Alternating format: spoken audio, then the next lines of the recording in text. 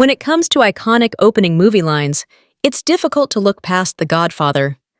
Combined with the oppressive lighting from cinematographer Gordon Willis and the gradual zoom-out orchestrated by director Francis Ford Coppola, "I believe in America" remains an untouchable quote in movie history.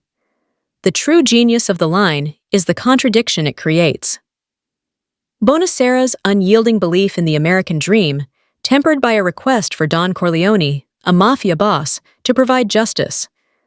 Like The Godfather as a whole, the line speaks to the hope of America, as well as its institutional failings, especially in terms of the immigrant experience.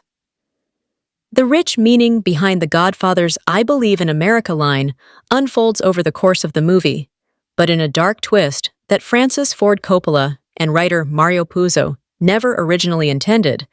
The line takes on a whole new meaning thanks to The Godfather Part 3's ending. Through Bonasera and Don Corleone, The Godfather depicts two opposing perspectives of America as the land of opportunity. Bonasera is legitimate, plays by the book, honors the law, and hopes he'll receive the same honesty and respect in return.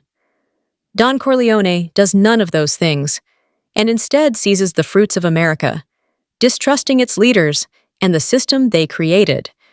The Godfather's opening scene reveals the biggest difference between the two men. The Corleone family's aura of intimidation means no one would dare hurt them the way Bonasera's daughter is hurt, and those who try would pay dearly. It's this very aura Bonasera hopes to borrow after legitimate justice eludes him. Bonasera's assumption about the Corleone family's circle of protection largely proves true. Sonny is killed, but only while the Don is out of action.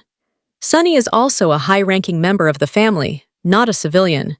And in The Godfather Part 2, Fredo dies by his brother's hand, not some assailant from outside.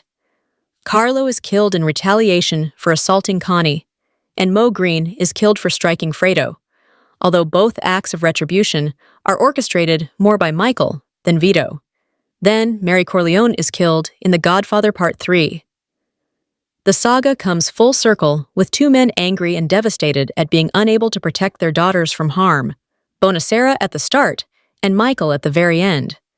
Suddenly, the mood around "I believe in America" shifts. In the first movie, Bonasera's optimistic faith looks naive because he requires the mafia to step in where America fails. But by the end of The Godfather Part 3, Michael's relentless pursuit of the American dream results in the death of his beloved daughter. 1972's original The Godfather depicts America's ideals as well-meaning but tainted. The events of the third movie suggest they're actually unattainable, a classic no-win scenario. The legitimate are targeted by the system. The gangsters target themselves. That message is there from the very beginning of Vito's story. But Mary being killed hammers home in no uncertain terms that Bonasera's path and Corleone's path both end in sadness.